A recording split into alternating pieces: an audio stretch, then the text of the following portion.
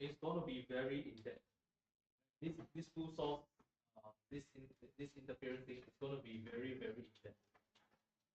Only simply because in the recent years, IB has been asking more and more in-depth questions on the two source, right? So I cannot just give you on the surface stuff anymore, right? So I have to teach you something, I have to teach you like more and more. So today's lesson is going to be quite focused on two source interference. Okay, today's lesson is going to be quite focused on two source interference. But we started already a bit last week, so we're just going to go down the rabbit hole.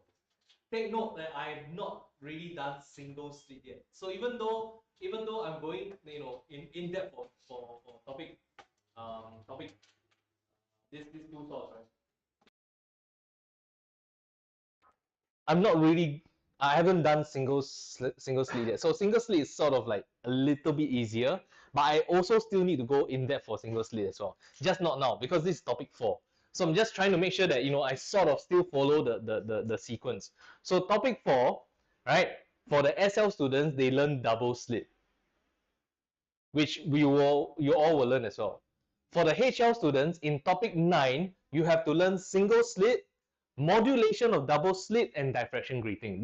That's for topic 9. So we start off with the SL side of things first, which is the double slit. Okay? All right. So the basics is what? What was the basics last week that we went through? So there are some conditions for double slit, right, or two source interference. Okay. So the most important condition is what? That the two sources must be same. Eh? This word here, this word here. Coherent. They must be coherent. Coherent means what? What does coherence mean? So a bit of recap. What does coherence mean? Phase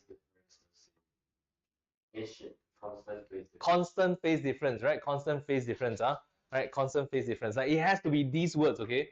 Right? And I guarantee you that you use these words, right? You will not. Your teachers will have no chance but to give you the mark one, right? Because they will always try means and ways to take away marks from you. People will say like, the phase difference, you say that there's no phase difference, they'll take away marks from you, right? It has to be constant phase difference, okay?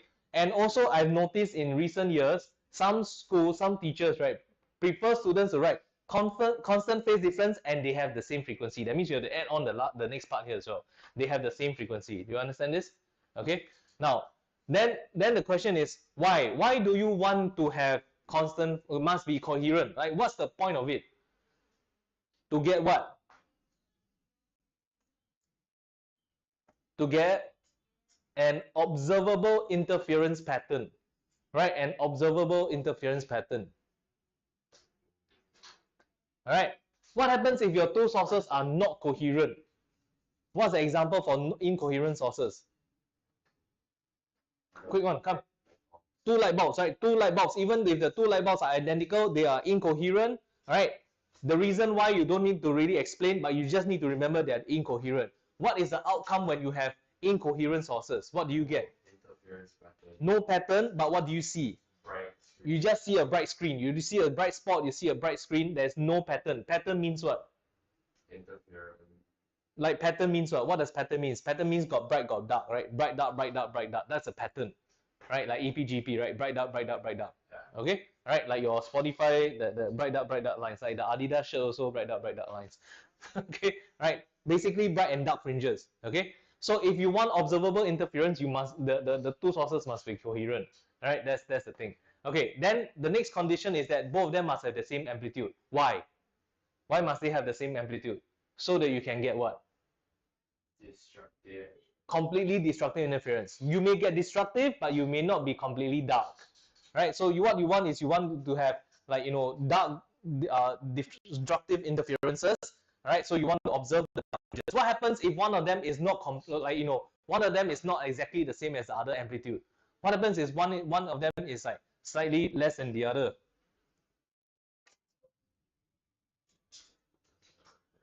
It wouldn't be dark. Yeah, so you will not have a dark destructive interference fringe, right? You will have destructive interference, but it won't be completely dark. Do you understand that? Okay, it won't be completely dark. You want it to be completely dark. So both sources must be of the same amplitude.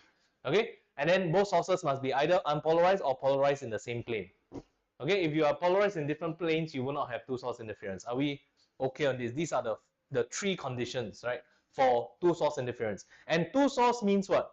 Two source interference means what? Two sources means what? That means it could be two speakers, right? It could be two speakers. What else could it be? It could be two radio transmitting towers, right? It could be two water waves, right? It can be two water waves, right? Like this, okay? All right. But but for light, how do you get two sources for light? You must do the Young's double slit interference pattern, right?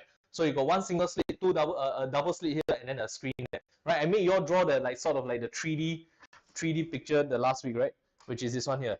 Okay, you got your double slit, then you got your screen, then you got one laser light like this, and then you are drawing the interference pattern like this, right? This is your interference pattern, isn't it? Yeah. Right, that's the pattern. But then they ask you to draw the graph. They ask you to draw the graph, the intensity graph. They ask you to draw the intensity graph. Yes. Yeah, you did, right? Okay, good. Listen up, there are altogether in your syllabus 4 different types of these kind of graphs. The first one that you learn is this one here, right? The first one that you learn is this one here. Very nice, even graph like this, right? This is the first one that you learn. All right, so from now on, okay, sorry, hang on. From now on, you need to do this. The moment you see this graph, right? Let's play this game. The moment you see this graph, what is this? What? This is ideal double slit. Ideal double slit. Two source for light, double slit. This is ideal double slit. The moment you see this graph, this is ideal double slit. Okay? There are altogether 4 other graphs. Let me show you. Let me just give you a brief introduction of how the other ones look like. Right? There's one that looks like a ghost. Like this. Right? Or ditto. Is that a ghost or what? Okay? Right? There's one that looks like this. This single slit. Right? This single slit. But okay lah. I mean we'll do this later on. Right? We'll do this later on. But if you want to just do a quick sketch like and how it looks like, this is single slit. Single slit only has one central maxima. Right, and then the rest of it don't care. Like the rest of it doesn't matter to me. Double slit is nice sine square kind of shape, like this, right? Sine square, and then say sinusoidal, sine square. Okay, all right. Then there's another one that looks like this.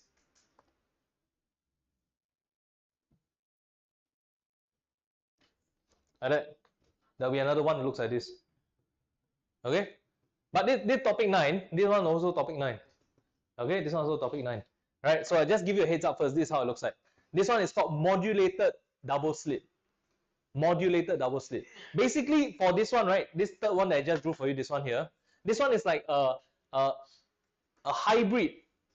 It's a hybrid of the double and single slit. Hybrid together into one like that. So you see there's a like a ghost outline overall, but then the double slit still exists in the middle of the ghost. It's like a hybrid. Then the third kind that you will learn in topic 9 is called the diffraction grating, right? The diffraction grating. Have lessons resumed in school? What are you doing now? Standing waves. Okay, so you're on the same track lah. All right, so I'm just a bit ahead. Okay, but you know, even though I'm ahead, I'll tell you this. Okay, with the amount of detail that I teach you all, right, sooner or later your school all catch up already. Yeah, for those who are lagging behind, right? For those who are a bit more advanced, which topic are you on now? Wait, but your teacher not there? Oh, got replacement. But I skipped off. Oh, why? I was in the toilet. Oh, okay. Who's the replacement? Okay. Oh, How the replacement teacher walked out. oh, 20 minutes he walked out. Who's the replacement? I don't know. Some years teacher. Huh? There's 4 years teacher. Female. Shamila.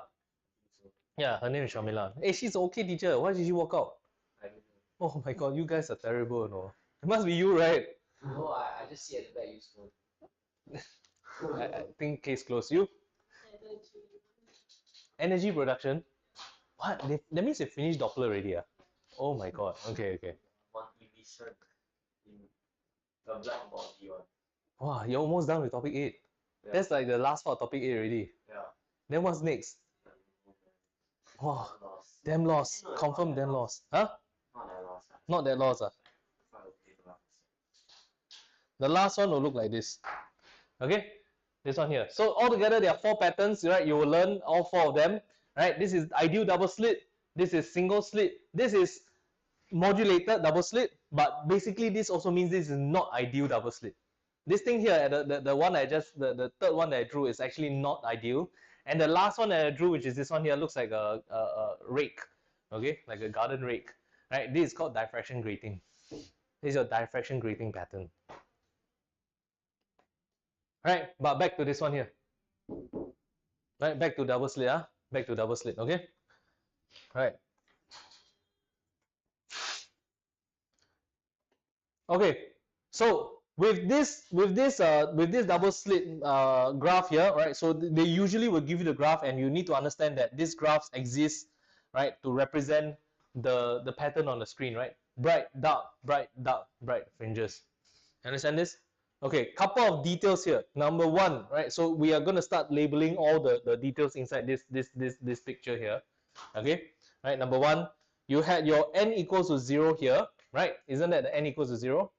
Right? That's called the central maxima. Central maxima. Central maxima. I call this the central maxima. Right? Central maxima. How about these two on the side here? What are they called? Non-central. Don't give me what nonsense. What? Huh? What? Is it like n equals 1? Yes, it's n equals to 1, but what's the name of it? Like what maxima is that? What is it? What is it? First maxima. This is called the first maxima, right? You got two first maximas on the sides, right? First maximas here, first maximas there, right? Didn't I ask you to draw this last time, bro? Oh, okay. Right. How about this ones here? How about the ones here like this? What do you call them? First minimum. This is called the first minima, but n equals to what? Half. N equals to 0.5, right? And this is your first minima. So your first minima is at the dark fringes. N equals to 0.5, this is your first minima. Okay, first minima there. Okay, good. All right. What does the n number represents? Half difference. Half difference in terms of wavelengths. Okay, so this is like 0.5 wavelength difference. This is 1 wavelength difference. This is 0 wavelength difference. Difference between what and what? No. We were one of the things. One of the what? What is it? Slit. One Say of the slit. slit. One of the slits, right? So let's say n equals to 0. That means that there's 0 path difference from this slit to this point, from that slit to this point, right? Constructive interference. Okay. How about the other one here? One wavelength, right? Which one's longer? The one further away. The one further away is longer. Yeah, thanks very much. Right, so basically the top one to this one, right? Okay, the one that's further away, it is one wavelength difference. Okay, so the difference is one wavelength. That's why it's a constructive interference. That's why it's a bright fringe. You get what I mean, right? Why is it a bright fringe? Because there's constructive interference. Why is it constructive interference? Because the wavelengths, right? The path difference is in whole number wavelengths, right? Okay, if it's odd number times half wavelength, right? Then that's your dark fringes. You get what I mean? Okay, all right, good, cool. All right. So now we have to start labeling parts of this thing here. The distance between one bright fringe to the next bright fringe is called S. Wait, is the symbol S? Yeah, S. Yeah, I think your hey, check your data booklets. Look at the data booklets. Make sure you got the correct one. We've got a lot of data booklets now. Yay.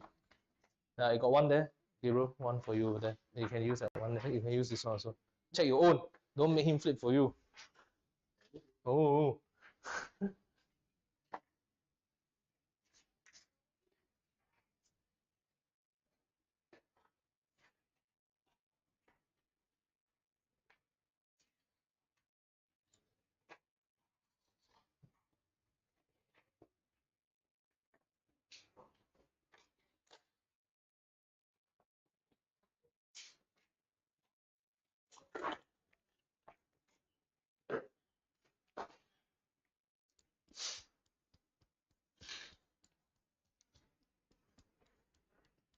Okay, can? Right, that's S. D is capital D is the distance between the slits and the screen here like this. So please take note, right? What you see in my notes, that equation there, S equals to lambda D over D, that equation has nothing to do with the single slit in front here. Okay, it's got nothing to do with single slit. I told you what the single slit was for, right? Is to make sure that both slits get the same intensity, make sure they come from the same source of light. The purpose of the single slit is just to spread out the light so that the two slits here can get the same intensity. Okay, so capital D is the distance from the double slit to the screen. All right, small d is what? Small d is the distance from slit to slit. That's small d. Okay, wavelength will be the wavelength of the light that you're using. So the wavelength will be this one here, and then that's it. So my point is this equation that you see is only meant for double slit. It's only meant for double slit.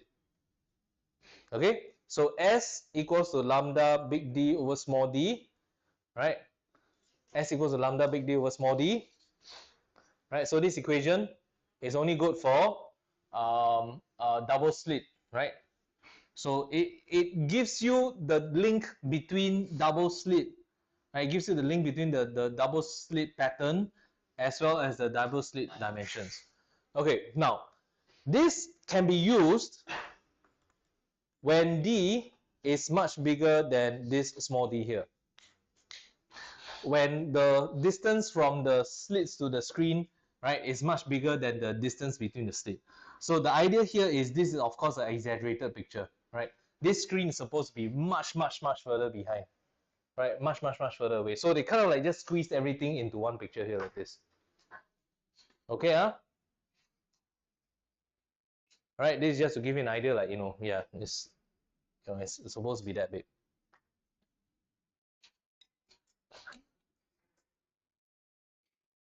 Okay. Right. Okay, so there's one thing that I want to point out to you. So some teachers will say that you can use this equation for two source interference. Right? Some teachers will just say that, oh, okay, you can use this for two source interference.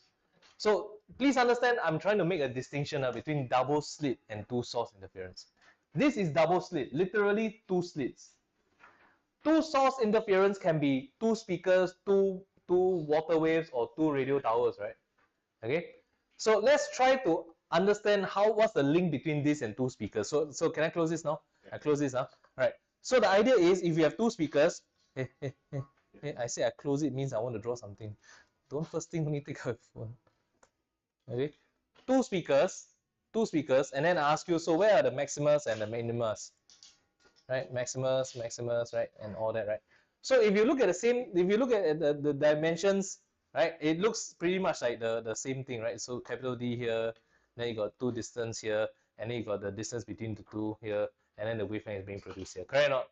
And then you might ask, like, so am I allowed to use the equation S equals to lambda D over D, right? For this situation, the answer is no. Right? You're not supposed to use it. Not supposed to, okay? Not supposed to. If you do use it, it's an estimation only. It's an estimation only. It's only an estimation. Wait, this was speaker. Yeah, two source interference. Two source interference. Okay, so why can't I use this? Because in this setup, right, the distance between the speakers and the distance away from the speakers, right, the let's say we're talking about like a hall, for example, right, two speakers in a hall, right, this distance and this distance here is not really that big a difference, right? I'm going to give you some numbers then. Let's say this is like let's say the distance between them is 4 meters. Okay, right? And let's say this one here is 20 meters. Okay, and the wavelength is a 2-meter wavelength. Right, let's just give you an example. Okay, right.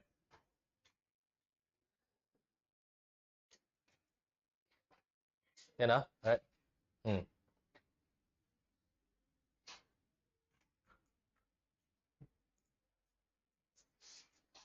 Then I may ask you, like, oh, what's the distance between these two maximas like that? Yeah. Okay. S, you try to find S. You try to find S. So if you have no idea, right? If you use the S equals to lambda D over D, okay, most of the time the teachers will still give you the mark because it can be used as estimation. Okay, right? It can be used as estimation. However, you can't really, right? You can't really, yeah, you can't really use this as a to do the actual calculations of the distance of the two here, right? because this one is not much bigger than this one. So if you use your S equals lambda d over d, right? Okay, yeah, you can't get an accurate answer. It's only an estimation of the distance between the two. Then how, right? Then how? So technically speaking, what you're supposed to do is you're supposed to go and find out this. Hang on, so you have this thing here, this one here, and then you need to find out like this triangle thing here, like this. You're supposed to go and use some geometry and all that kind of thing to go and find out what's the actual distance between the two. Okay, but we don't need to do it here. Right, we don't need to do it for now, lah. Right, we'll leave that for the later. Yeah, single slit is different formula. That's right. Yeah, single slit is different formula. So this one here, I'm just trying to show you that if you have two saws, you probably will have to calculate out, right, step by step, right, the entire, you may have to use a bit of Pythagoras, right, to go and find out the distances and all that, and go and find out what's the actual distance between the two maximas. But we're not going to do it here for now. Okay, right, we're not doing it here. So just make a note right down here like this. Have to use geometry to find actual distances. Right? S equals to lambda d over d is an estimate. Okay, so just remember this. All right, there will be some questions that will be like that.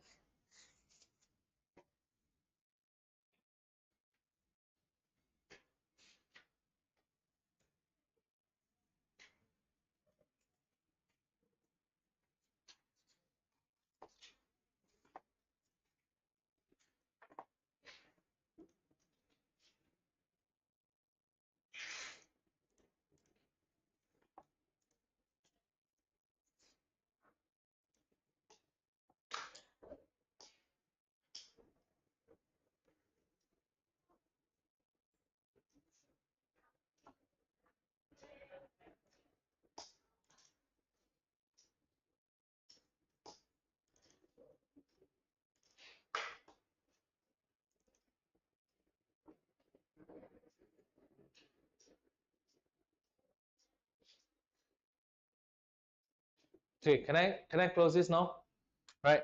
So case in point here, this is a May 2022 paper, right? May 2022 paper.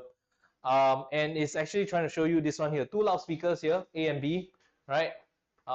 There's a two source interference, so A is here, B is here like this, right? What they're saying is that the speaker is moved from P, move backwards, right? So B emits sound in phase, right? B is slowly moved away, right? So it moves away like this. And then as it moves away, the intensity at M goes through a series of maximus and minimus like this, but of decreasing amplitude. Okay?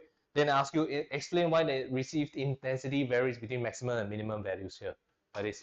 Okay? So for this kind of question, a very short answer is basically as it's moved backwards, as it's moved behind, there's a path difference, right? There's a path difference. Right now, is there a path difference between A and B? No. No path difference, right? So no path difference. So if you move backwards, right, the distance that speaker B travels to M will be longer and longer, right? So as it goes through longer and longer, there will be some variation of path difference, right? So when the path difference is whole number wavelengths, what kind of interference is that? Whole number wavelengths. Constructive interference, right? So therefore, then the intensities will be high. Then as it goes, if it's odd number, so I want you to look at topic 4 equations. Look at the word constructive and destructive interference. When it's constructive interference, what's the equation? N, topic 4 data booklet, equations. Constructive interference, look for the equations, N lambda, whole number of wavelengths, right? Whole number, integer number of wavelengths, N lambda, this is constructive interference, right? So constructive interference, you get your constructive, maximus, right? How about destructive interference? Look at destructive interference. It's N plus half, right? Lambda like this, right? N plus half lambda. That means it's either 0 plus half, 1 plus half, 2 plus half, 3 plus half, 4 plus half, right? N is supposed to be integer number, so it's plus half. Okay? You cannot say in multiples of half. Multiples of half, you get the whole number, right? 1.5, 2, 2, 2.5, 3, 3, 3.5, right? So you cannot say whole numbers, you cannot say multiples of half wavelengths. It's n plus half times of the wavelength. Okay? So what these 3 marks here, look at these 3 marks here, May 2022 paper 2, right? What the 3 marks here requires you to do is to just quote these 2 equations. Just say that as you move speaker B further away from point P, okay, the wavelengths differs by whole numbers to get constructive interference and therefore the maximus, right? And alternates between the destructive interference when the wavelength, when the path difference is n plus half lambda. Like you quote these 2 equations in your answer, 3 marks. Yeah, okay? But what is this question not asking you to explain? It's not asking you to explain how come the maximas are getting lesser and lesser.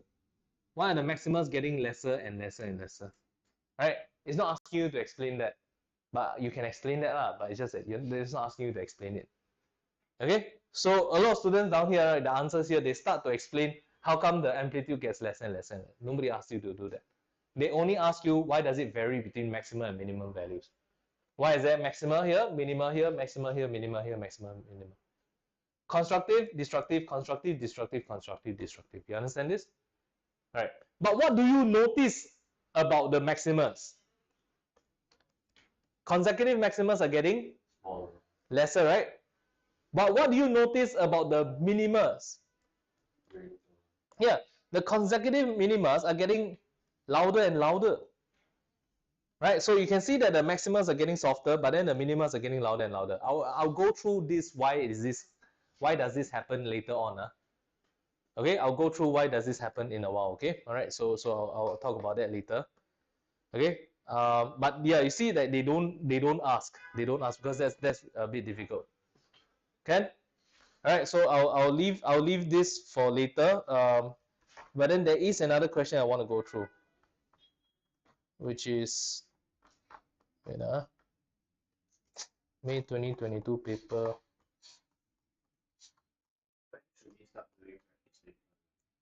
Huh? When? Not yet lah. Now you only do the practice questions only, which means your school homework. Oh, for school homework, that's the stuff that. What you don't know? I haven't teach yet lah. That's why you don't know lah. But just make sure you do. Just make sure you do the ones that you have done so far, that I have gone through so far. Okay. Wait, hang on. I need to find this question. Please don't tell me it's paper 1. Oh no, it's time zone 2. Sorry. I'm going to open the wrong paper. It's the other time zone. Yeah, May papers have 2 time zones. Different parts of the world.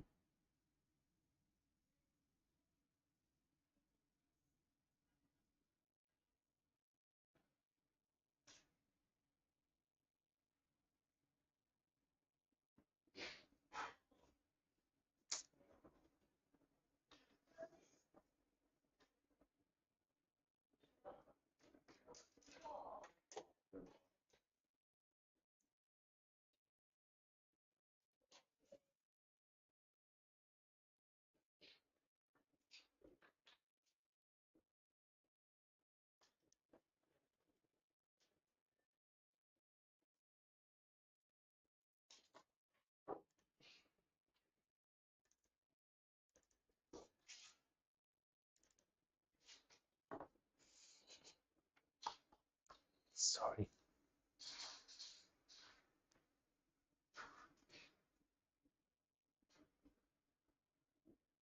I've gotten my dates mixed up.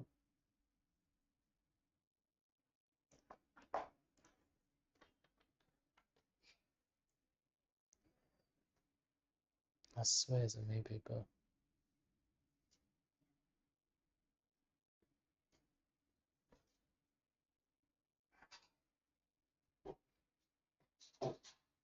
Oh shit, yes, yeah. May 2021, it's not 2022. Oh, 2 years have passed already. I don't even remember this. I thought it was last year only. Man. Okay, let me print this out for everyone here. This wait, who needs soft copy only? Okay, I'll give you soft copy, 20 and 21.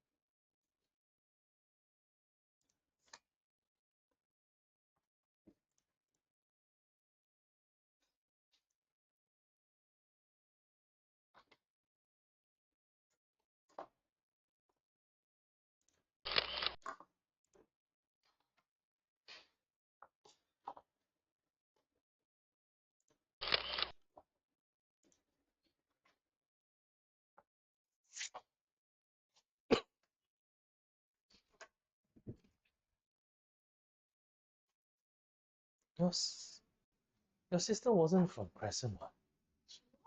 I thought she NJC IP also. Oh, that was she was NJC, but she's not NJC IP. You are NJC by IP. Very confused.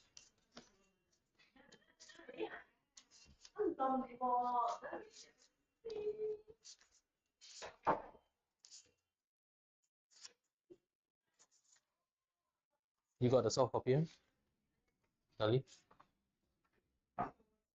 Yeah, that's all. Oh, but you know what? Actually, I think I'll just leave it for later. You don't add this in it. Hang on, guys. This one here, right? Don't add on to it yet because I realized that this one diffraction grating, but the concept is the same as well. So yeah, I was looking for something that's going to be covered only later. Sorry about that. Okay, so back to this one here. Okay,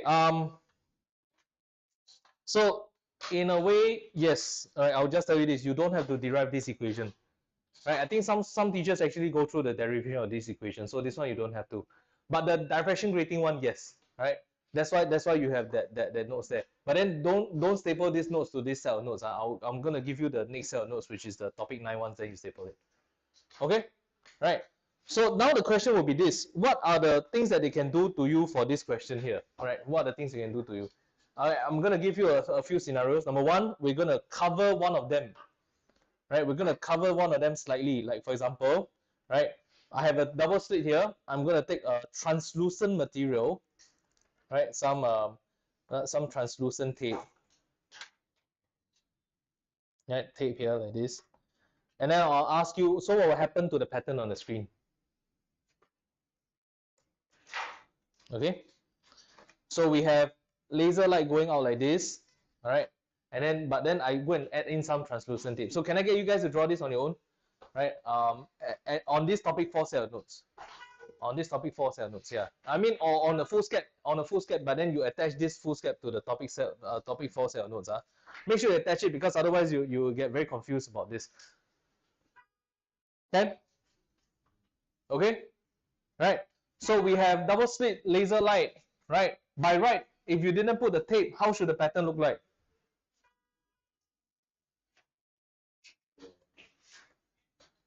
This would have been like before tape, before the tape. How will the pattern look like then? Before the tape. Ideal double slit, right? right? I do double slit like this. Okay, I do double slit like that. This is before the tape. Okay, before tape, it will look like this. So then the question is, once you tape it up, right, what would the pattern look like on the screen, right, in terms of the graph? How would it look like? So what does the tape do? What does adding the tape, piece of tape here do? Not no interference, it's translucent, so it lets some light through, right? So it lets some light through. So what happens is that you have you know, a weaker beam of light, right? You have a weaker beam of light. So you have a strong beam of light and then you have a weaker beam of light. I mean, weaker intensity of one from one source, right? So what happened?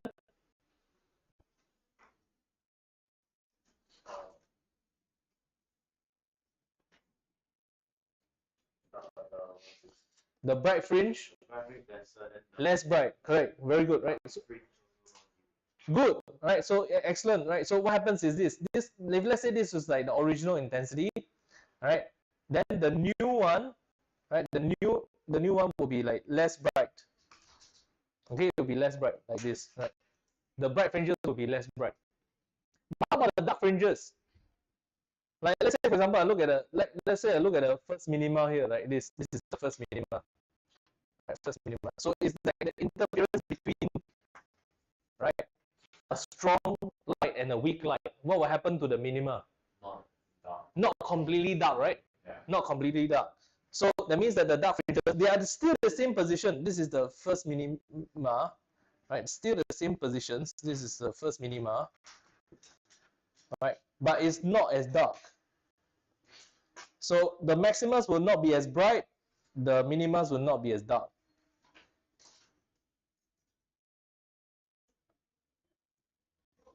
Right? Do you understand this? Yeah. Yeah. This is what happens, huh? Right. Hang on. Sorry. Let me just make sure that it looks like it pretty much looks like the previous one. Hang on. Let me move my first minima a bit closer. So first minima here, maxima here, minima here, then another maxima here. Okay, so it goes like that.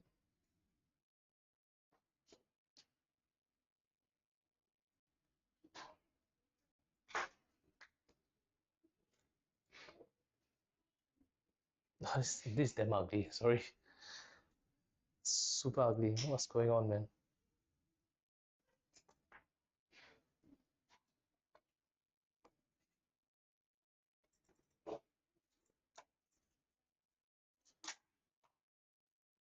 Alright, something like that. You got me? The bright fringes are not as bright, the dark fringes are not as dark. What happens to the pattern? Like, how would you describe the pattern? It's almost not the same color. Hey, not bad. Alright, let's call it less contrast. They taught this in school.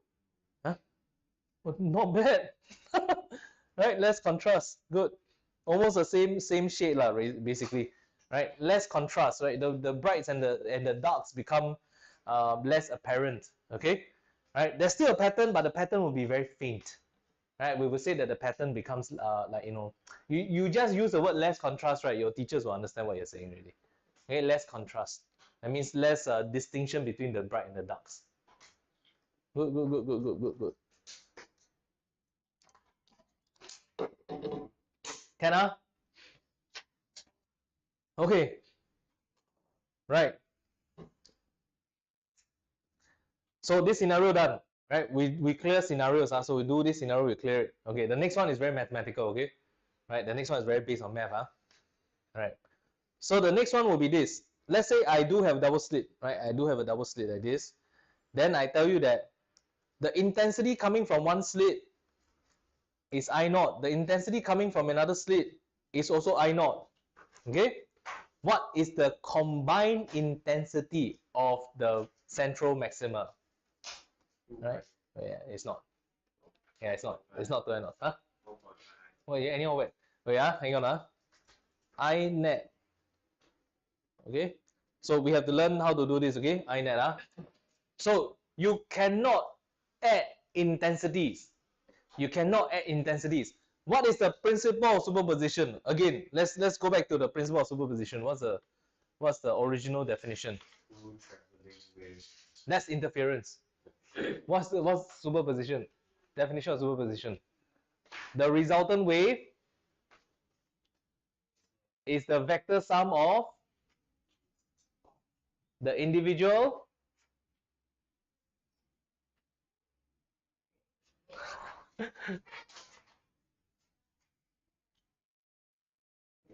principle of superposition.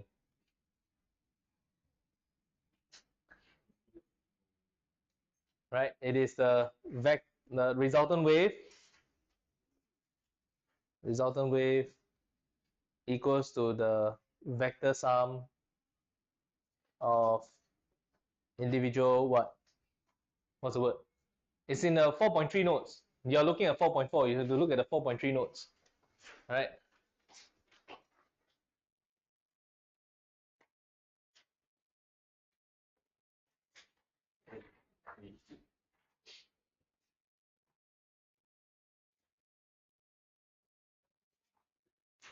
No, that's the 4.3 data booklet.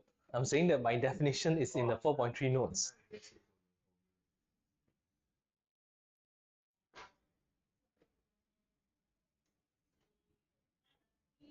Wait, what's the word again? Huh? Principle of superposition. Displacement, good. Right, vector sum of individual displacement. Okay? So when you superpose things, what you're doing is that you are adding up their Displacement. an amplitude. Oh. You're not adding up the intensity. So you can only add the amplitudes. You understand this? Okay. So which means that you need to recognize that the amplitude of one wave is A naught, for example. The amplitude of the other one also A naught. What is the A net? 2 A naughts of the central max. Okay, this is the n equals to 0. N equals to 0. So the A net is equals to 2 times of the A naught. So this one you can add, right? You just add it up like that. Understand? Can? Now I say that this is very mathematical. So if you are worried about the math of this, right, you better take down the notes, right? Because this one is going to be quite difficult. Anyway, this central max, central max. I just want to make sure that you it's a no, you understand that it's a maximum. Okay, maybe I just put down max. I just write down max. Okay, max here. Okay. What's the relationship between intensity and amplitude? How do you read out the whole thing? Intensity is proportional to amplitude squared, right? So intensity is proportional to A squared, right? Okay. Now I said I don't like to use a proportional sign. So what should you do? K equals K. Yes, very good, right? Equals to Ka naught squared. Excellent. Okay, so equals to Ka naught squared. So if that's the case, then your I net is equals to Ka net squared. Am I right? Yes. The I net therefore will be K of 2A naught squared is equals to K times 4A, oops, A naught squared. right, A naught squared, right? So the if you expand it, sorry, I just expand this thing, I don't need to do another step. So it becomes 4K A naught squared, right? I net. And then when you take this and you sub it back inside here like this, right? You sub it back inside like that, right? Like this one here, all the way to here like this. Then it becomes I net is equal to 4 I naught. Yeah, 4 I naught. That means the intensity becomes 4 times because you add up the amplitude. Okay? Yes, that's why it's like that. That's why I said that. Okay, All right, but okay, you all take this down for this is all very mathematical, okay? Right? This is all very mathematical. This happens a lot in school exams, So I'm just gonna tell you that you have to learn how to add intensities. Because honestly speaking, you never really use much of intensity versus amplitude yet. You haven't really used this before. Like right? Until today. Today is the day that you really learn how to use the intensity and amplitude, right? When you want to do constructive interference, you add up the amplitudes and then the intensity becomes 4 times the original intensity. And what happens if you put the tape again, right? So okay, so this scenario done. I move on. Okay, I move on to the next one, right? So back to that scenario where you put some translucent tape, right? Let's say you had some translucent tape here like this, right? And therefore on the screen where the central max is here, this is the max, right? Where the central max is here. From one, this is I naught. From the other, okay, from the other, it's 1/3 I naught. Let's say because of the tape, right? I tape up the thing, right? So it's only 1/3 the intensity of the other one. Then the question is, what is the net intensity, I net, right, of the maxima? This one hard, This one hard. So this one I will have to walk through with you step by step. Hey, start copying down first. Hey, you copy down the previous one? You did. Copy down this one now. Yeah, this one now I give you specific example. I naught and 1/3 I naught. So draw this in first. I'll give you some time. Like draw it in.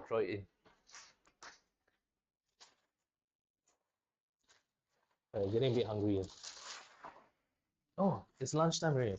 My sense of time is damn warped now. I took care of my 2 kids for the last 1 week, right? Because my wife went overseas and I took care of the 2 of them. It was just me only, right? That's why the whole last week I did not have any lessons, right? Monday to Friday. Yeah, then I'm like, oh, sense of time is gone, man. You guys got siblings? You guys all got siblings, right? Yeah, all right. Yeah, you guys are a bunch of trouble to handle, man. You all got so many things that we have to solve for you. My goodness. One guy never do homework. One guy forget one guy never do homework. Forget to bring home stuff from school and all that. Then the other one pee in the pants. It's like, it's just non-stop action. Like I settled one thing already, right? Then afterwards, the other one say, I pee on the floor. What? Then I see there's pee on the floor. Why do you pee on the floor? I say, I never wear diaper.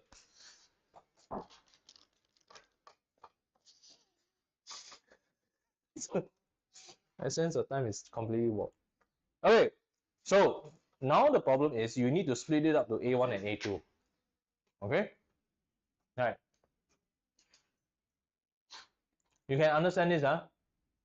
A1, the amplitude of the first one is square root of I naught over K. Correct or not? Yes. A2 is equal to square root of half 1/3 I naught over K. Correct or not? Wait.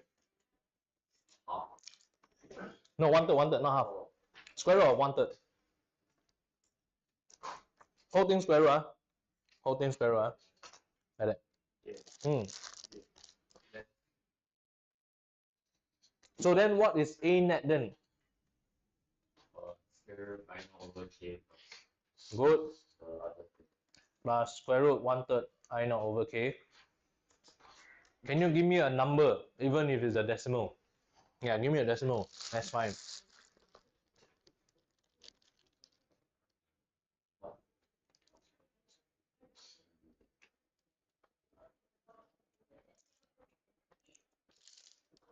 It's basically square root 1 plus square root 1/3, then leave I naught over K.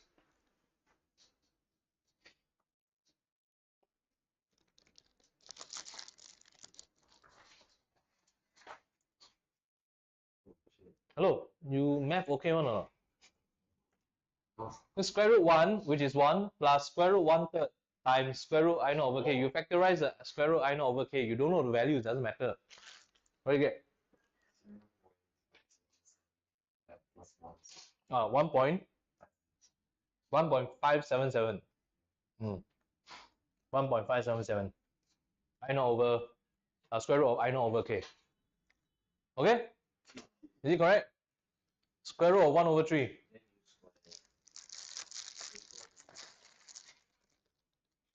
Darling, you okay or not? Hey?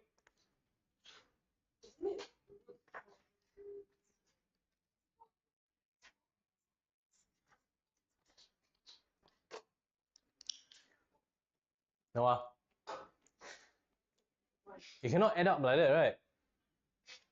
Root 1, cannot lah, cannot lah, you cannot take, the square root not bracket lah.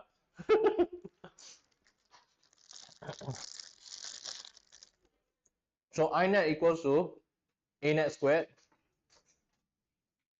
I net equals to a net squared, k a net squared, sorry. K a net squared equals to k 1.577, right? Square root I naught over k squared. Okay, so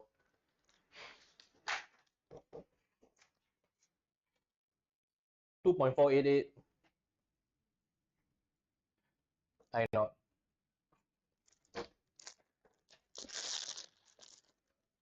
Yeah, about 2.5 times the intensity. Yeah, here's how it works. So it's not as bright, right?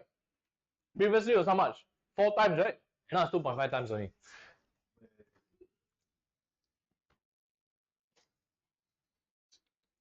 Wait, hang on. Let's do this also, but for the minima now.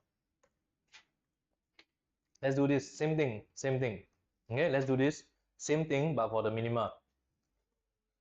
So for the minima, okay, I naught and 1/3 I naught, but destructive interference.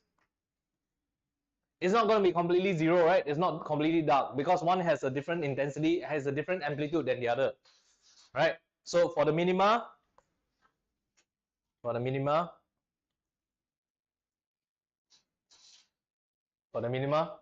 you get? A net is what? No, it's different. Maxima is this plus this.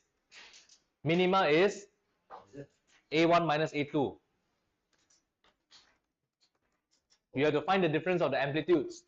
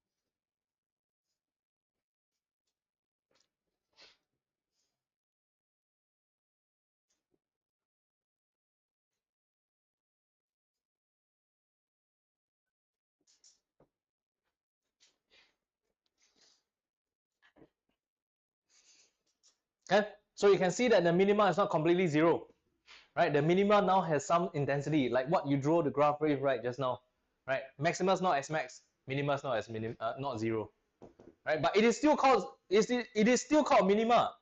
It is still called destructive interference. It's just not completely dark, right? You have to understand this. It's just not completely dark. Okay, okay. There we go. So this is if they ask you to calculate the intensity of a bright fringe or a dark fringe, right? Given the amplitude of a bright fringe or a dark fringe, given the amplitude of the sources, right, reaching that point. Okay, okay, good. Can I close this now? Yeah. Close this now, huh? All right, good. Did I not say that I wanted to go through a question recently? Anyway, these are the questions for the two source and double slit. These are all the questions from two source and double slit, like this. I think I will go through them. right? I will go through them. But did I not forget to go through one question last week? I said I wanted to go through one, right? And didn't I send you that question? Down here. This one. A contractor tries to measure the depth of a new well shaft to build a ladder to reach the bottom of the shaft. Uses an audio oscillator with adjustable frequency, applies it to the top of the well. Two successive resonances are heard at 70.6 hertz and 90.8 hertz. Speed of sound is 343. What's the depth of the well? Right. Since you're doing standing waves in school right now, right, we'll use this as a bit of a revision. Right. So yeah. Right. So this okay. So why am I going through this? Because I realized I haven't done it yet. I want to just like go through it now, right? So kind of like mix it up a bit. So there's two source and then there's standing waves, right? So this, just to remind you that these standing waves. Okay. Can I go through this one very quickly? Right. Then we take a break. Then we continue with some two source questions here. Right. You see, this is on a WhatsApp group chat. Right. Is there lah? All right. Okay. Do you try this? You try this? Oh, okay. Do you have an answer? Yeah, what's the depth of the well? What? 4.24 meters. 4.24 meters. Okay. I don't know what's the answer. I actually have no idea what the answer is. This one I'm actually not sure. Yeah, so I'll go through this. Okay. First things first is you must understand two successive resonance, right? Does not mean first and the next resonance, doesn't mean first harmonic. So this 17.6, right? You cannot assume there's a first harmonic. We don't know, right? So we will call this N. Right, this one here, the order, right? The nth harmonic. But we know for sure that this next one is what? Okay. Unfortunately, it's not n plus 1. It's n plus 2. Maybe that's why you made a mistake. It's n plus 2. Yes, because of it's because of the type of this new well shaft, right? Oh, it's one but Yes, one end open, one end closed. You're right. Yes. So it goes in odd numbers, right? So if n is like 5, for example, the next one will be 7, right? 5 quarters and 7 quarters, right? So technically speaking, it's supposed to be n and then n plus 2. Maybe that's where your calculations made a mistake in. Yeah, that's good. All right. So at least now you know. So it depends on what's the type of instrument, right? So the instrument is a well shaft, so one end open, one end closed. Right? It plays a sound. 70.6 is the nth harmonic, and then 90.8 is the nth plus 2 harmonic. Okay, right? Nth harmonic and the n plus 2 harmonic, right? So then they want you to determine what's the L. They want you to determine how long is the well. can you draw the waves inside? I can't because I don't know which harmonic is it yet. I can draw it after I find the n. So you have to use a bit of math. Why is it like one side closed, one side open? Yeah, one side closed, one side open, correct. But I don't know how many should I draw. Should I draw only one like that? Should I only draw like one quarter, or should I draw 3 quarters? Like this, I don't know yet. Yeah, I have no idea yet because I don't know which is the what is the which. Can you just take the No, you can't. You can't take the average between the two. Yeah. Okay. So what you're supposed to do is actually to understand this, right? So you have to do V equals to F lambda first, right? V equals to F lambda. You technically can, or you can equate this to, you can do V equals F lambda. Right, that means 343 equals to Fn, sorry, Fn I already know, 70.6, right? And I'll call this lambda n. Okay, right, lambda n. And the next one is what? 343 equals to 90.8.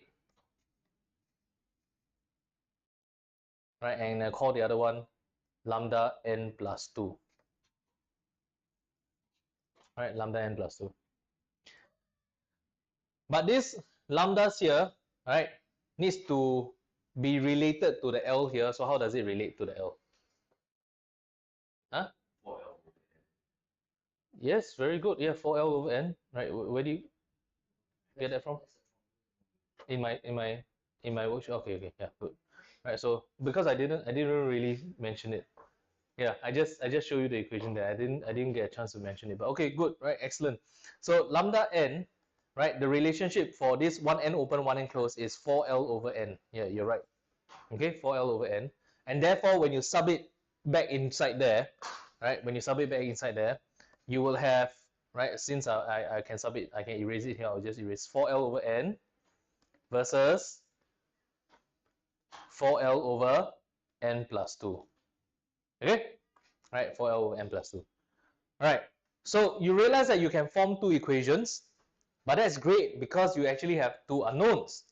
You have unknown L and you have unknown N, right? We don't know what L is and we don't know what N is as well, right? Then you just solve them simultaneously from this point on, right? Find L and N, right? But I actually don't need find N, I just find L. Find L, that's it, that's your answer, right? Whatever the answer is. Once you fixed it already, what's your answer? What's the final answer? You haven't worked on it yet? Okay, yeah, just do a quick one. Right, work on it now.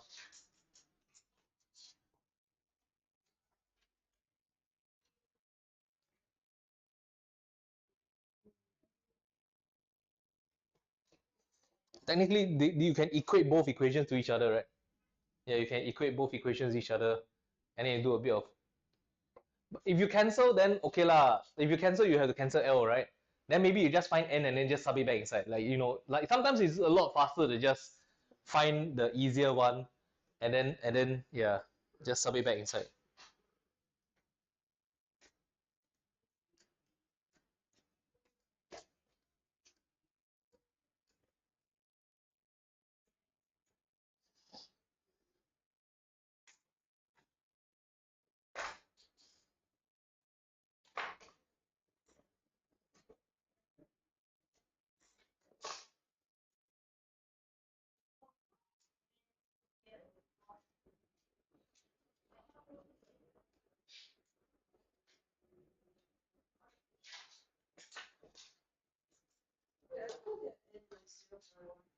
Huh? Some weird number.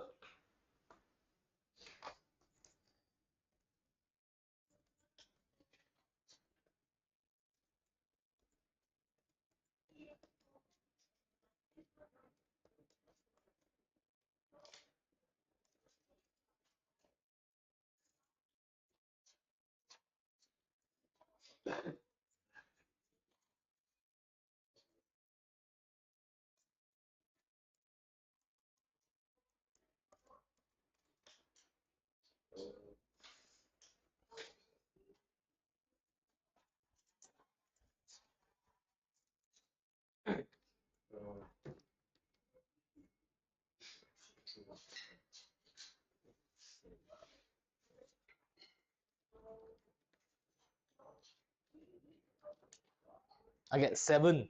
Also, Yeah, 7. I get like 6.99999. Eh, something wrong, huh? So it has to be a whole number, so we will take it as 7 here like this. And you can just sub it back and get the L already. Where you went wrong?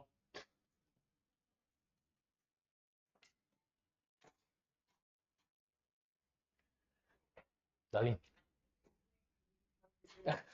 Okay, okay, fine, fine. I let you do it. I leave you to it.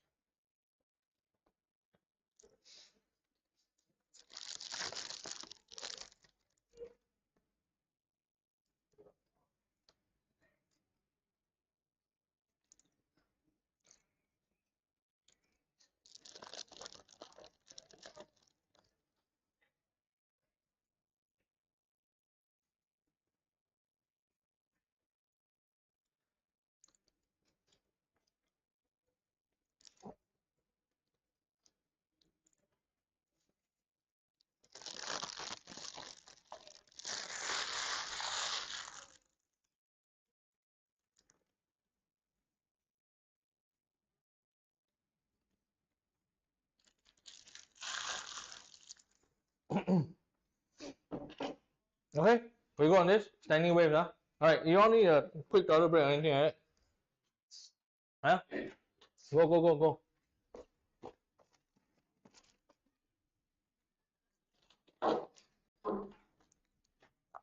Strawberry. Yeah. I should go buy more unhealthy snacks, is it? These are too healthy. I didn't know that yogurt was a actual thing. I just assumed she takes strawberry, but that's me assuming, right?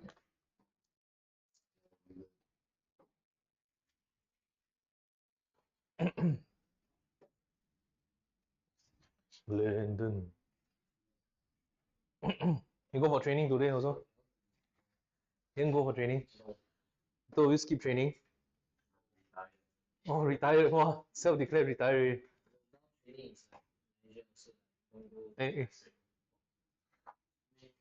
Now training is like what? Leisure?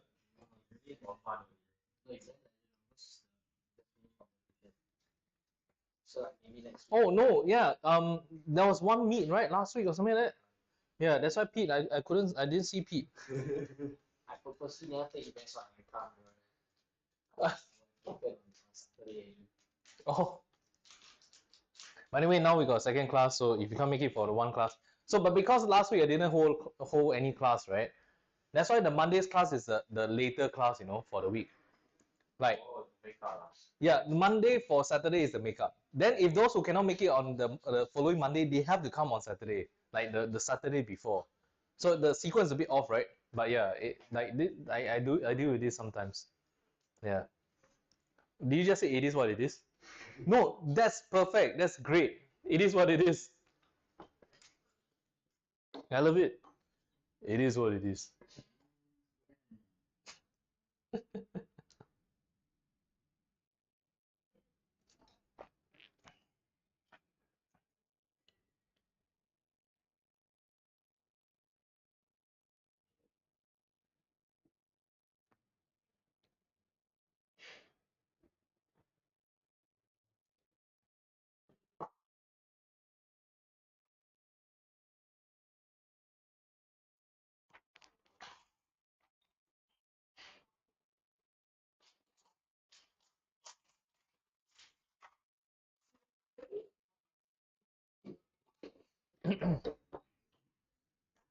All right, and then you can find L. So what's L in the end? Sorry.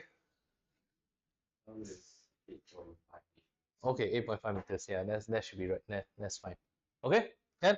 So now, Jeremy, to answer your question, now I can draw. Now I can draw. Right. If but then it's either you want me to draw the seventh harmonic or the ninth harmonic. It depends. A nicer one. It's the same lah. Seven. So you must draw Nine quarters. Yeah, you draw 9 quarters. So the seventh harmonic is 7 quarters. So 1 3/4. So you have to draw one wave and then 3/4. Like that. This is seventh harmonic. Yeah. Hey, I guessed it correct. Yeah, it's you're not supposed to guess the harmonic lah. I mean, what happens if it is like the 119th harmonic? How? 119 and 121st harmonic. We good? Yeah. All right. So yeah, there you go. This is the standing wave, right? I just popped off to the standing wave here. The reason why I did that is because I'm just really half thinking about whether I really want to go through these questions here. Can I just leave it to you? I don't feel like doing practices in class. You know what I mean? There's a lot of questions here. So let me leave this to you. My advice to you is this, for these questions, if you don't know how to do, just skip. Don't worry about it. If you get stuck, just skip. Don't spend too long on this. Right? Don't spend like 2-3 hours on these 5 questions here. All right? These questions are a little bit more technical, right? Because you can see that these are JC questions. They're a bit mathy, right? But yeah, don't spend too long on it. Okay? Right? Just do me a favor. Don't spend too long on it. Just leave it alone. But I do want to remind you one thing. Okay.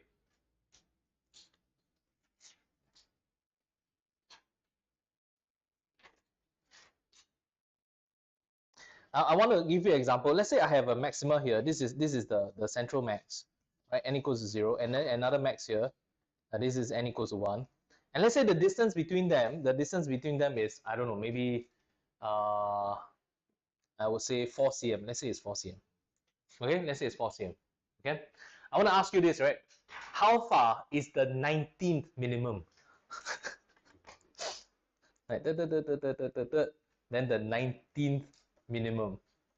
This again, this is a double slit. This is double slit. Huh? Okay, so 19 minimum is n equals how much? Yeah. 19.5? Is it 19.5? Is it 18.5? Oh, think first. 19.5. 19 minimum, eh? 9. It's 18.5, right? Yeah. First minimum is here, right? First minimum, yeah, APGP nonsense, right? So the first minimum is here. This is your first minimum, and the n is equal to 0.5. So the 19th minimum is basically that number minus 0.5, so it's 18.5. N equals to 18.5. Okay, n equals 18.5. So how far is it away, right, from the from the central maximum? Huh? I mean 18.5 times 4 lah. 18.5 times 4, yeah, okay, 18.5 times 4. Yeah, I mean very far away lah, but you're supposed to do this. Okay, all right. So there are some questions that require students to count the minimum. It's not a physics question. It's an APGP thing. Okay, yeah, it's super annoying though, but it's not very physicsy, right? So this is the this is for the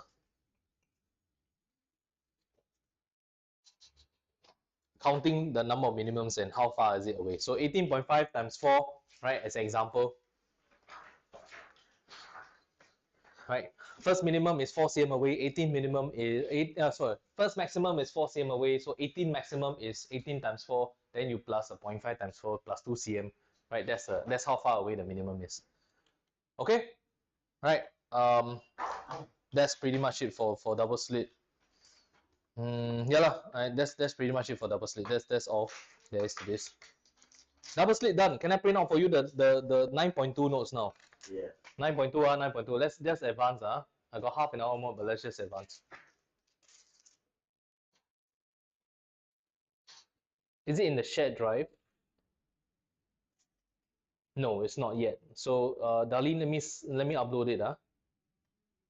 Topic 9. It's 9.2 and 9.3 together. 9.2, 9.3.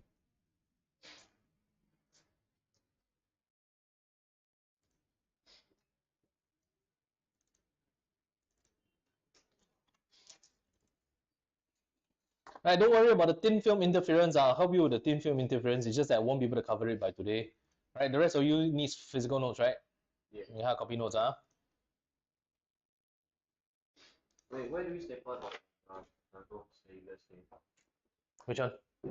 The question, sorry, that one have to wait, One first. No, that one you can staple to this one, the back of this one.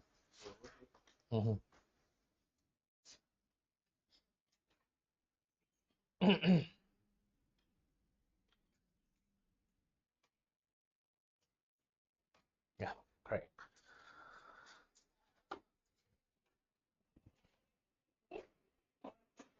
So,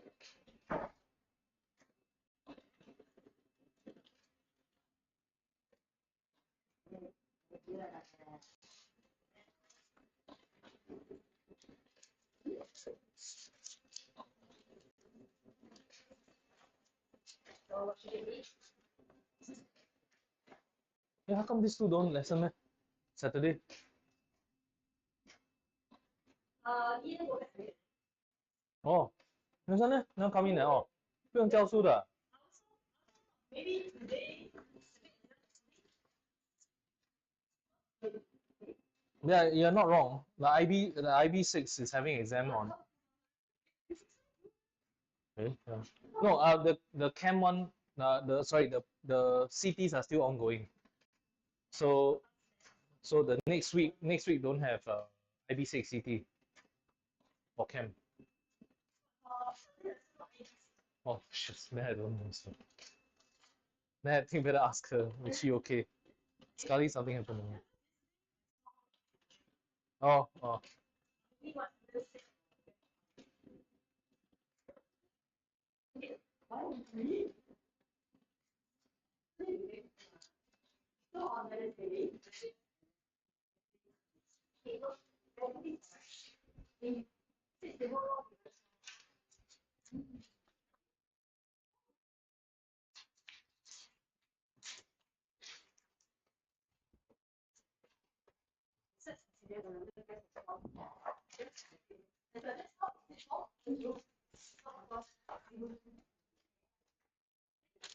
Let me pass to Gabriel at the back. Hey, hello, don't flip his nose off. Okay, so the question I printed out for you just now, the IB question, right? You can staple to the back of this set of notes, right? You can attach okay, hang on, I'll bring the staple to you. Yeah, you can staple the questions to the back of this set of notes. Okay, because that's the diffraction grating equation, the question.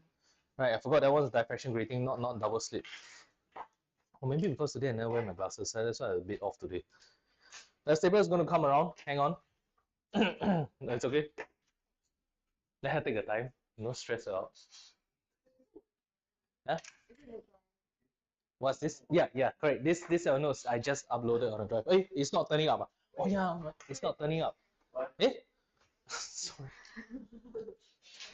My brain not working. No, because I had to switch off my drive just now. My drive was doing something weird just now. It was uploading history notes. I'll send you this file directly through WhatsApp.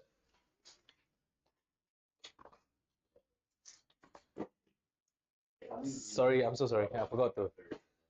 Yeah, sorry to both of you. I think I'm not wearing my glasses today. That's why I'm a bit like a bit scattered brain today. Huh? Same issue.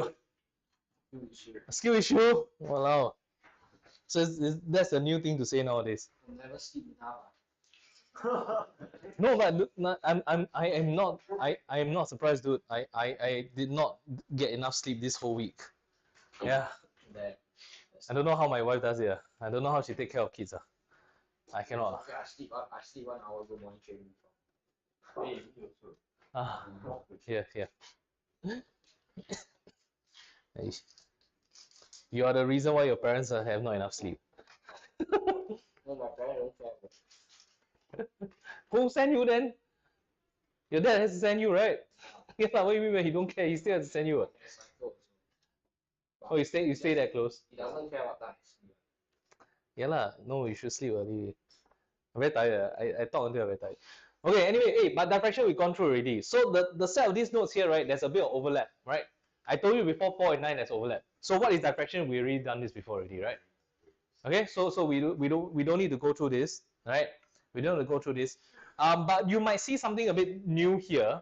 And this is the diffraction around an obstacle. This one here. So I have a wave here. It's trying to diffract around an obstacle like this. Okay. So the obstacle behave like the gap. Okay, behaves like a gap, right? But it's a bit different because instead of diffracting, obviously the obstacle is an obstacle, so you can't diffract through the center. Your diffraction happens on the edges of the obstacle. Okay, it happens on the edges of the obstacle. I know it's a bit confusing, right? But here's the thing: this is technically not in syllabus until topic 12. Yes. This thing, right, I don't know whether you can remember this, but this, right, will come out next year only in May. What's topic 12? Topic 12 is nuclear physics. Oh shit. Yeah, nuclear physics. Yeah. This will only come out next year May, you know. This thing, yeah. So you don't have to worry about it for now. Okay? You just need to understand this, okay? Alright, there's no mathematics for this also. Right? You just need to understand. Okay. When a wave passes through a single slit, what does it do again? It diffracts, right? Diffraction means what? It spreads in all directions, right? Yeah. That's what diffraction means, right? It spreads, Yeah. okay? So the idea is when the light, right? When you have light, there's or rather a wave that's passing through, that's trying to, like, you know, or rather it encounters an obstacle here. What happens is the wave diffracts on the edges like this. And that's why it's a spread. You understand this? That's why there's a spread here like this. Right? That's why you see, right? Overall effect is that there's a spread here and there's a spread here. So you see that?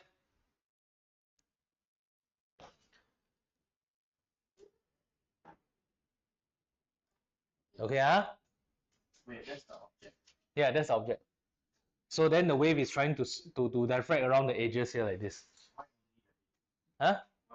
Because it can't go through the middle. It's an obstacle. Bruh. Good point. Hey, you did IGCSE, right? Okay, bro. Diffraction was part of your syllabus, right? Huh? Dude. Okay, okay. I think cosines. Wait. Oh, doing cosines. Okay, maybe not, right? Oh, so you're doing IGCSE but the November paper. Oh, okay, not the May paper. Because I just had a batch of students doing the IGCSE in the May paper. I just finished with them. Right, they're gonna get the results in 3 weeks time. Yeah, they're gonna get the results on the 22nd, 23rd of July.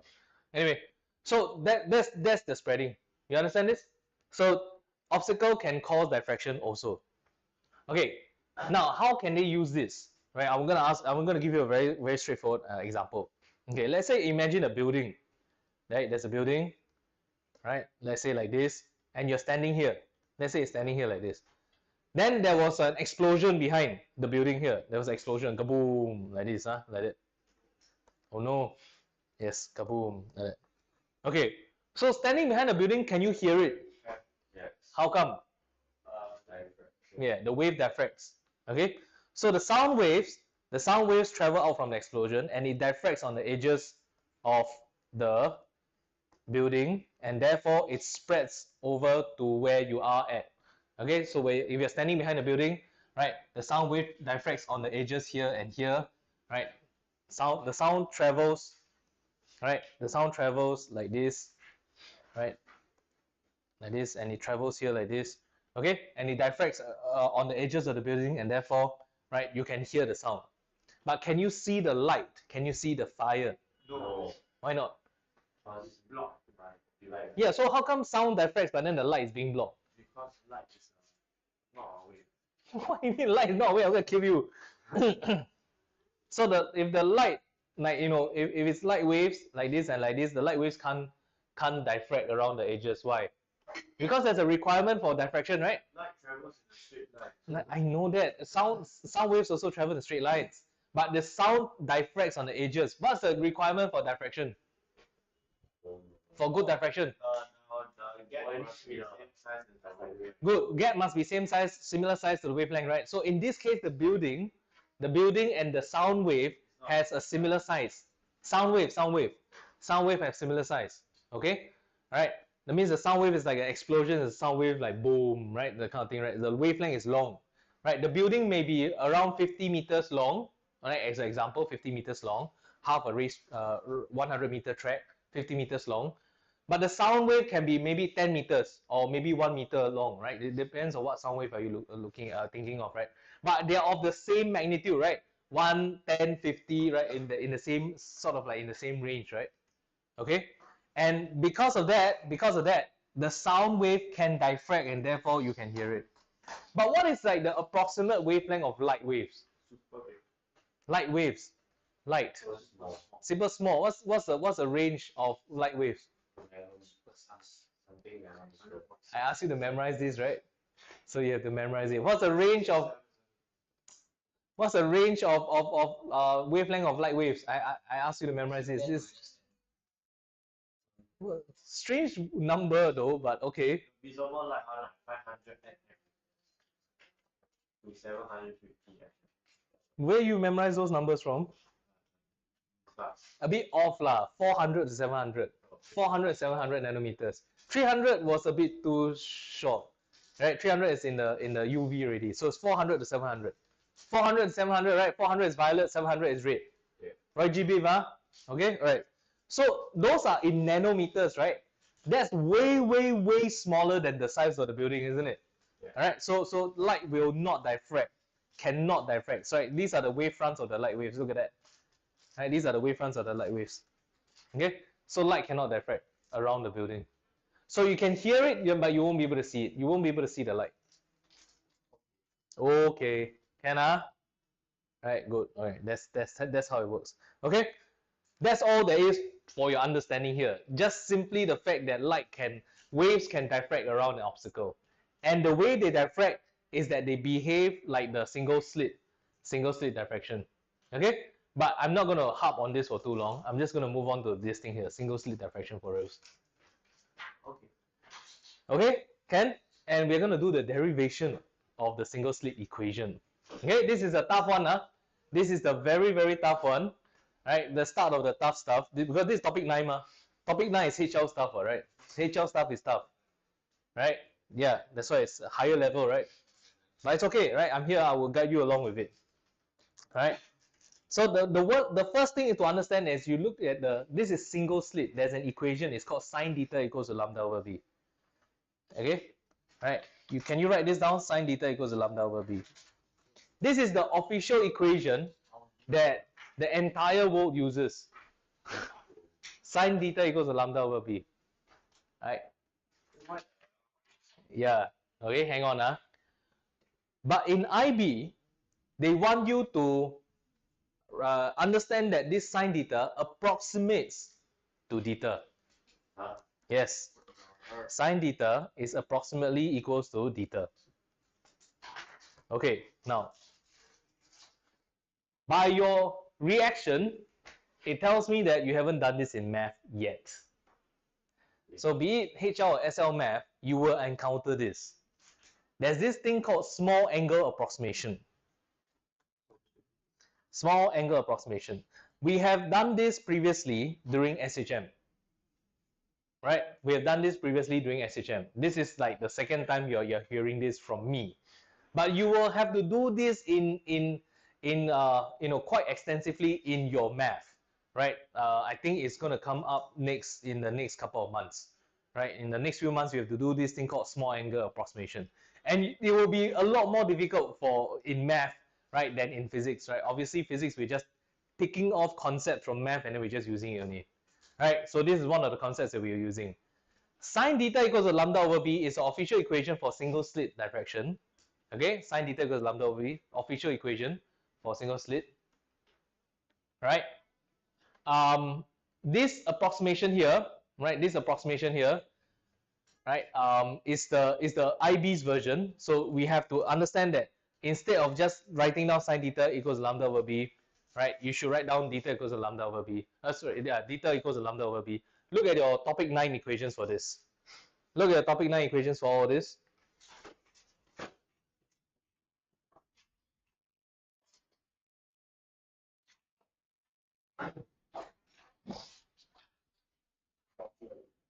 No, not the Doppler effect. Do you see this lambda equals to theta equals to lambda over b?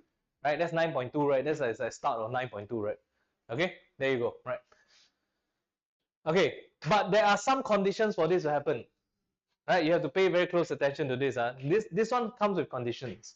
So when can you approximate sine theta equals to theta? Number one, right, when the angle is small. I mean, that's why it's called small angle approximation, right? Okay. What's considered small? Less than 1 degree.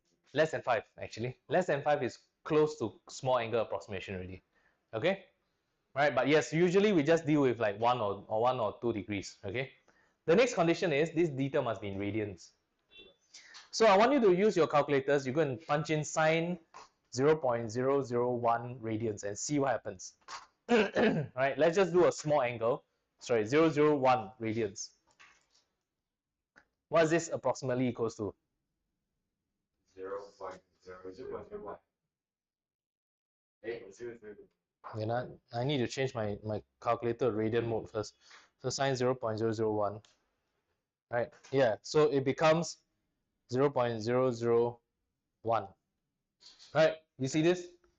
Okay, right, this small angle approximation. Okay, so what are the two conditions for you to do small angle approximation? When the angle is small and when the angle is in radians. So it has to be in radians. It has to be in radians. Let me try first. What's sine 1? Sine 1 is not. Sine 0.5. Sine 0.05. Actually, sine 0.05 is very close to 0.05 already, right? So even then also, Yeah. But yes, okay, so please take note that, like, these two equations are the same. Like, these two equations are literally the same. Okay, let's say you forget. Let's say you're concerned because some of your, okay, the reason why I'm teaching this, because some teachers will teach you this also. They teach you this. Let's say you forget, which one should you use? All right. Then some teachers will tell you this. You can just stick to this equation for real. Like, you can use this equation. This equation is the evergreen equation. You can always use this equation, right? For real one. Okay. Because let's say maybe you don't know whether or not the angle is small enough. But let's say I give you like a convert 4 degrees, 4.5 degrees to radians, and then sine of that radians, right? You might feel like, is that small enough or not? I don't know, right? Okay. So you can always use this. This is the safe bet equation. Right? Because what your calculator will do for you is this. As long as your as long as your angle is in radians, and as long as your calculator is in radian mode, you sine a small angle in radians, it will give you approximately the same angle, right? The same value, right? So no matter what, your calculator will do the small angle approximation for you. So you don't have to worry, right? In a sense. But also my other guarantee is this, for all the IB questions, right, that you do next time in the future, right? You use this is also always a safe one. Because they will not give you a question where the angle is too big. Right? So for sure this angle is always going to be small anyway, right? To begin with already. Yeah, it's always going to be small. Are we okay on this? Can I? Okay, good. So knowing that this is your angle here, okay? The question now is, alright, I've already also gone through how does a single slit produce a pattern, right? What principle is that under? Huygens principle. Huygens principle. Okay, good. So in any case, you will get bright and dark fringes. So your pattern will look like this, guys.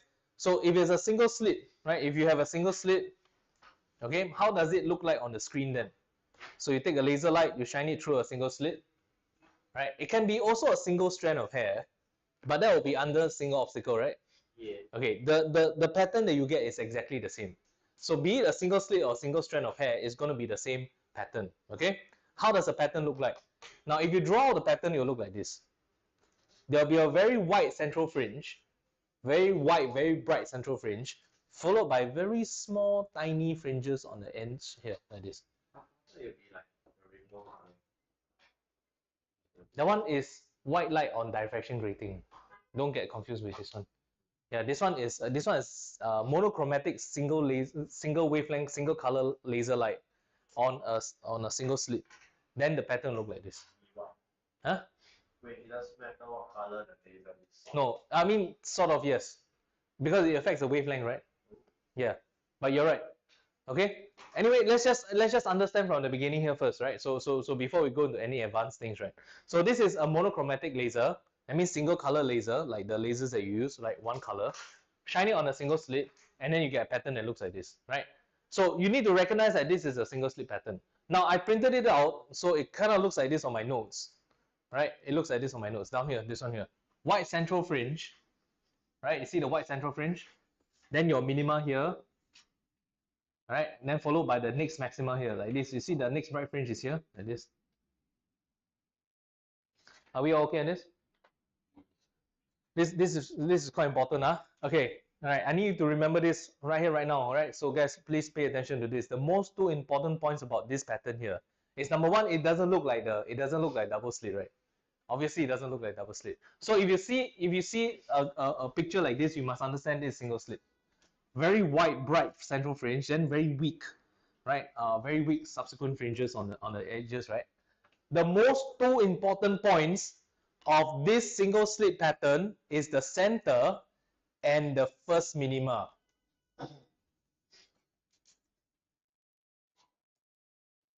Okay, central max here, and the first minima. That's the most two important points of this entire pattern for single slit.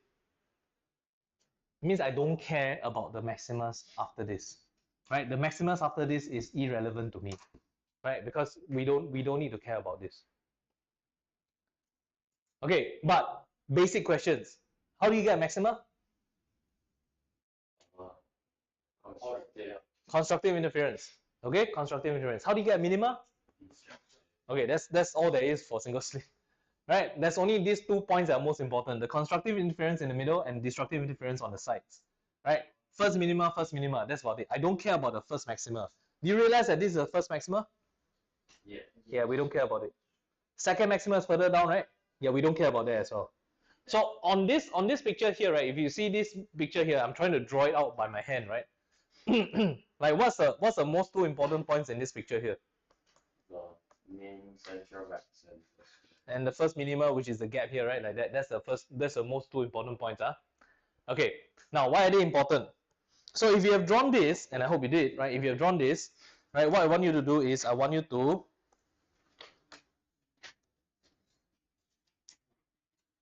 understand that there is an angle, right? There's an angle between the central to the first minima, the central to the first minima. You see this angle here? This theta? Yeah, that's the theta. That's the theta of the sine theta equals to lambda over b, which approximates to theta equals to lambda over b. Okay? That's the theta that we are dealing with. That's the angle.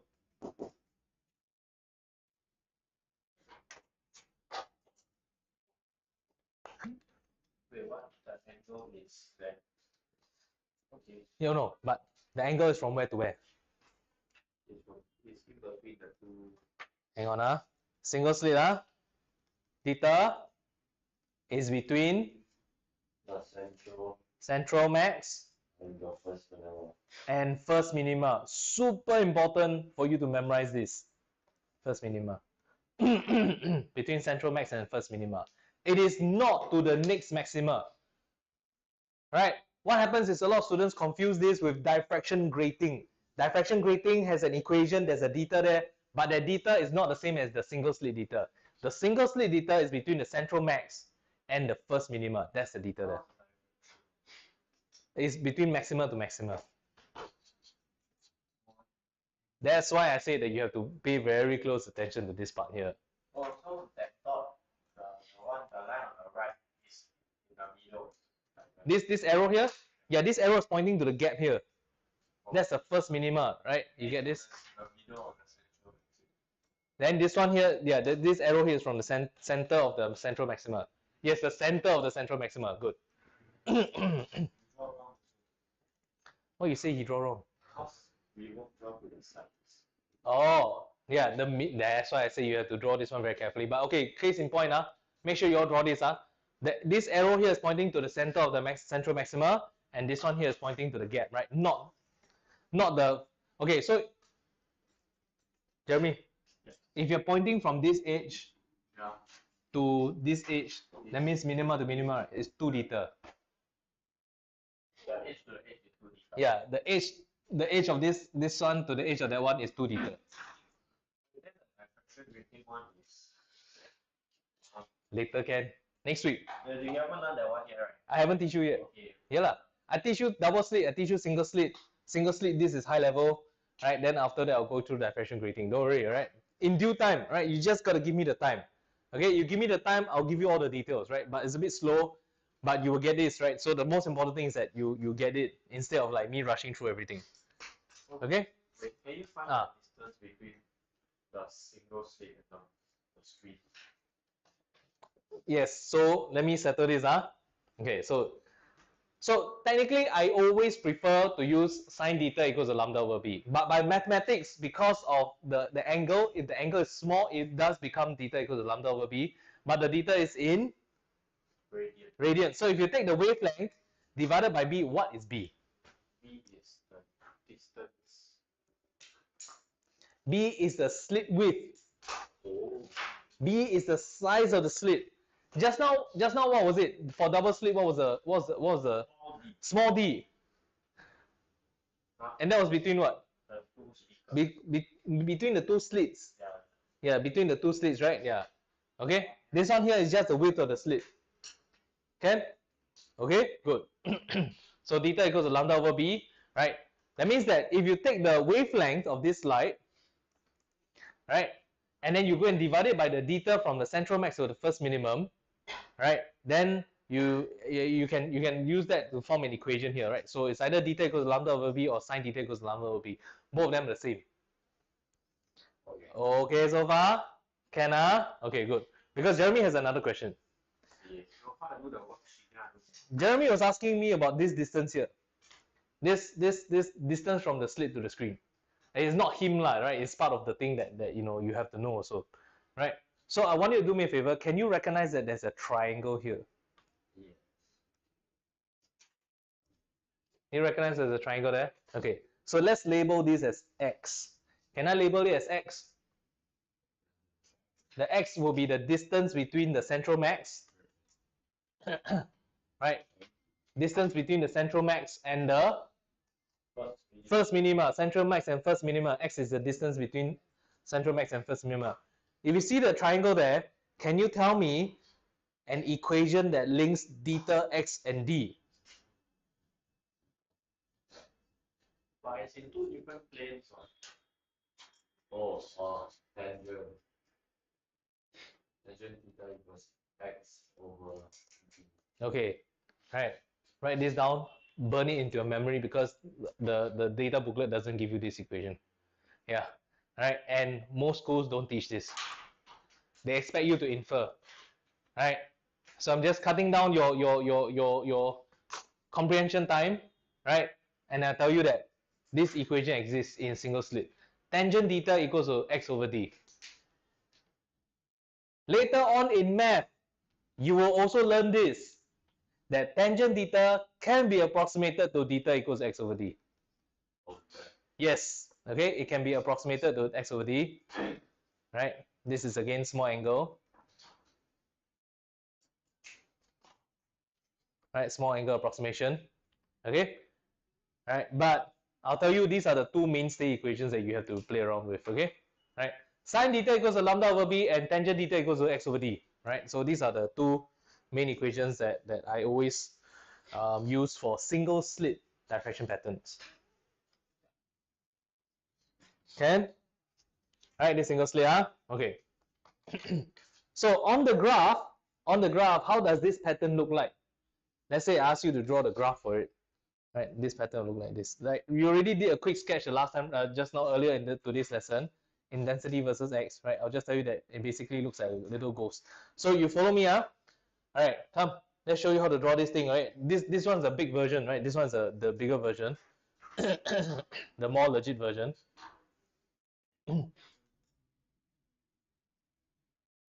You first draw the central max. You draw a very big, nice, fat curve for the central max like this. This is your central max. Okay, let it hit the floor. That's your first minima, right? Your first minimum, and then after that you just give the small ones on the sides like this, the very weak ones, the insignificant ones, right? Higher order maximas there like that, right? Don't care, okay? And then just remember that the most two important points are this: the central max and the first minimum.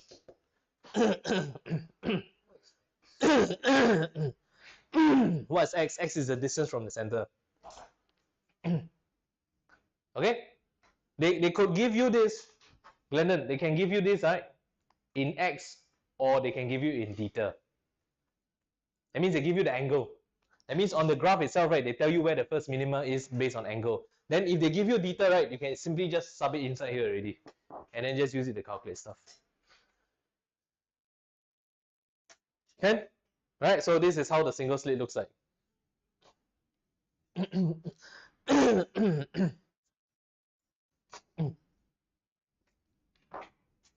You got enough time? Not really in a rush, huh? Let me do this, huh? Let me push the other guy backwards a bit.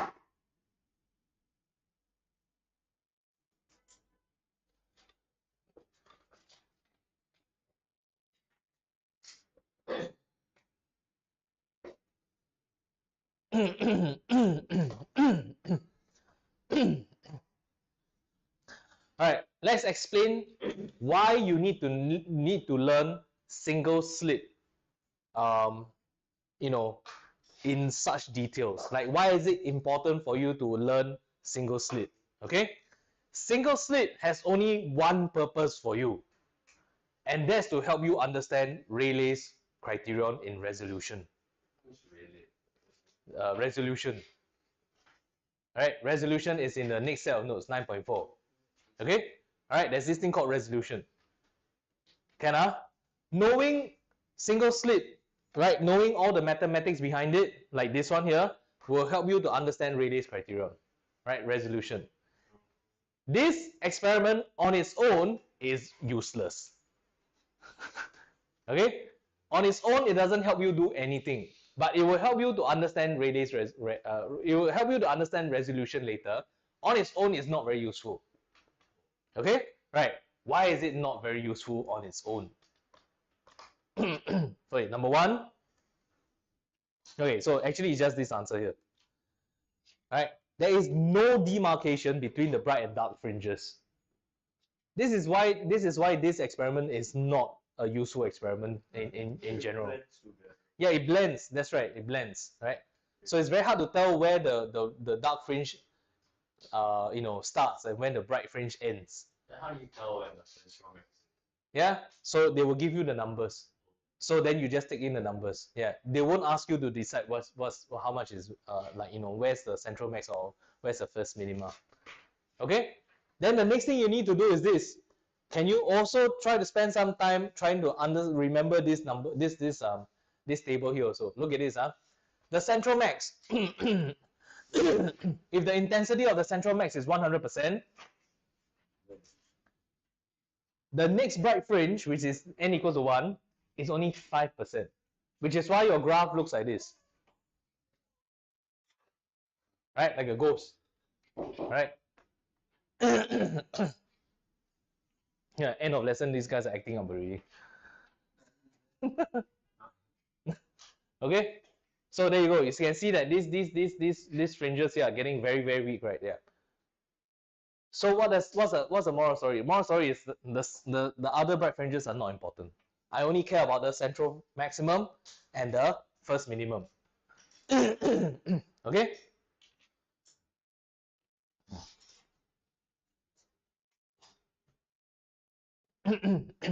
Central maximum and the first minimum. Okay, now I'm going to spend the next 10 minutes just going through the derivation. Yeah, I know, right? It's the derivation of the single slit formula. Right, single slit formula. Okay, derivation of single slit formula. Right. So I'm doing this only because some schools do it, some schools don't. I know SOTA does it. So for sure. ACS depends on teacher. Depends on teacher. If it's not in ICU, maybe you'll go through it. I don't know. All right. Okay, but there we go. So we draw a single slit with a screen. Do you understand that this is a very exaggerated picture that I have here? Yes. Right. Right. Single slit and a screen. Okay, it's very exaggerated because the slit is so big and then the screen is so near. So this is like super exaggerated. Okay, right. I'm gonna let laser light pass through the single slit. Okay, laser light pass through the single slit. Center here, this is what? N equals to 0. This is central max, right? Central max. Okay, and then N equals to 0.5. Right, this is your first minimum, and that's the more important one. And you don't have to know why, but we're going to take, right, we're going to take the center of the slit and the edge of the slit as the two sources, and we're going to just let it, right, approach the minima here like this. So, I know Huh? I know this one. Yeah. That's why I said some teachers will go through, some teachers won't. For ACS, SOTA definitely will go through. Right? The two lines are parallel. Okay, so why are the two lines parallel in this picture? Like this is the part where a lot of students get very confused. Like how can two parallel lines? Yeah, I mean, how can they give you your first minima if they're traveling parallel to each other? Because they are not parallel. Okay, so in reality, they're not very parallel. Okay, the angle is very, very slight. Okay, they will eventually meet somewhere. But at the start here like this, we take them to be parallel. Okay, we understand them to be parallel. Do you get the thing here like this? Okay, so these two are going to travel, right? In fact, because of the difference in size, the screen is considered to be at infinity. So these two light rays will travel, like sort of like to infinity, right? Okay, and then that's where they meet, and then that's where they get your destructive interference. Is destructive interference, this destructive interference, okay? Di. We all okay on this? Yeah. Can? All right, I want you to make sure you draw a dotted line here. Right? Okay, and then this one here, dotted line in the middle like this.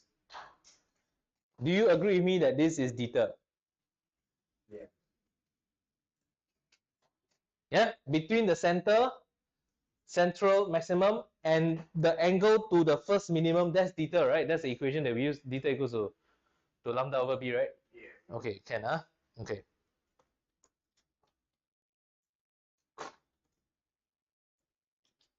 It's a bit confusing. I'm supposed to use red laser, then my light, the arrows become blue. So I'm just going to change this to blue laser light here again, like this. Can? All right. Look at these two light rays. What is the path difference in reaching the minima here? 0.5. 0.5 lambdas. Do you hear that? That's correct, huh? All right. So this light ray and this light ray, in reaching the minimum, their path difference is 0.5 wavelengths. Okay? 0.5 wavelengths, 0.5 lambda. Okay? All right. So which one is longer? Right, the one in the middle is longer. Okay, the one in the middle is longer. How much longer? 0.5. 0.5, huh? So let's say I ask you to do a quick sketch like this again from the side like this. Okay? Like that. I'm just taking this and I'm just mirroring over here like this, huh? I want you to drop a perpendicular from this guy's acting up already. Okay, I finish the lesson soon. Okay. I draw a perpendicular here. What is this distance here? What's that extra distance there? Half a wavelength, right? Half a wavelength, right? Correct. Okay, so this is half the wavelength, right? This is half the wavelength like this. Okay. Everyone half the wavelength? Beep beep. Yeah, I know, right? Acting also, I'm very tired. Okay. Same issue. Skill issue. Okay, this is the hard part. By geometry, right? You need to establish that the theta is there. Like this is the theta. Then by math and geometry, you need to recognize that this is a triangle here. This is the theta here, like this. I don't know whether you all can see it. Can tell that that's the theta? You have to do a bit of math lah. So theta here, right?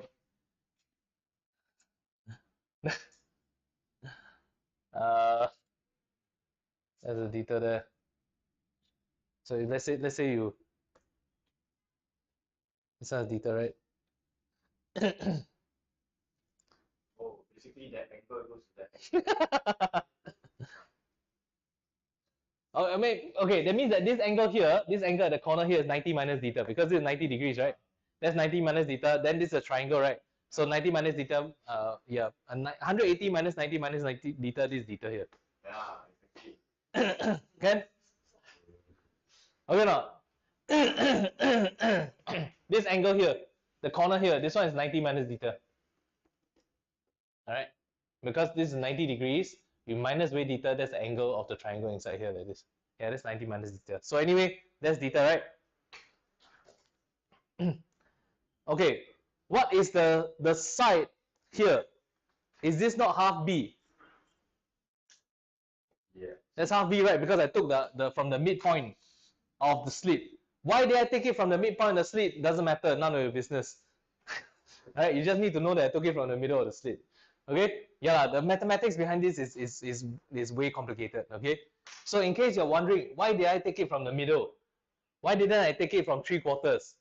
Why did I not take it from the other edge? right? Don't worry, you just take it from the midpoint, right? There's a reason behind this, but even at the A levels, they don't bother asking this also. Okay, yeah. Can you give me an equation that links theta, lambda, and b here? Theta equals to half lambda over half. Sine theta equals to half lambda over half b. That's why it becomes lambda over b. Right? So sine theta equals to lambda over b. Right? So this is just to show you how the equation was derived. Right? It's about you cutting the path, about you analyzing the path and cutting the path, right? So that you can get the path difference. Then you use the path difference to find the equation for you.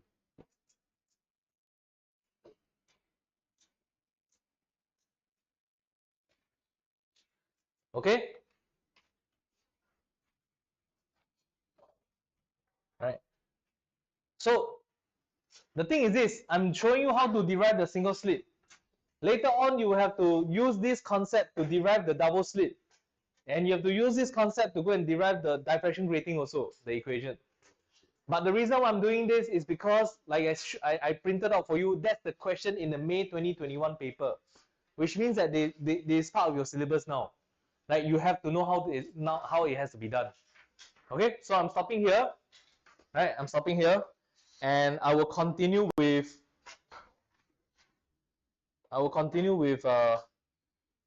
modulation next week, because single slit actually is done already. This is all single slit. Okay, but in case you want to do some practices ahead of time, can you please make sure that you get this done right at the bottom of single slit? And this one I have to do already, right? Yeah, this one I have to do. And can you get the 5 questions at the double slit one done as well? So double slit do, and then single slit also do the questions. So altogether about 6 questions in total. Alright, so this time now we have to start doing the practices already. Okay, Ken, right, see you guys. Bye. Thank you very much. It's your next class. Huh, what? Who? Elliot Chong? No, oh, no. Last week was last week only. Last week I moved the Sunday class to Saturday. He is. Yeah, he is. No way, are you serious? Oh, that's super high. What did you just say?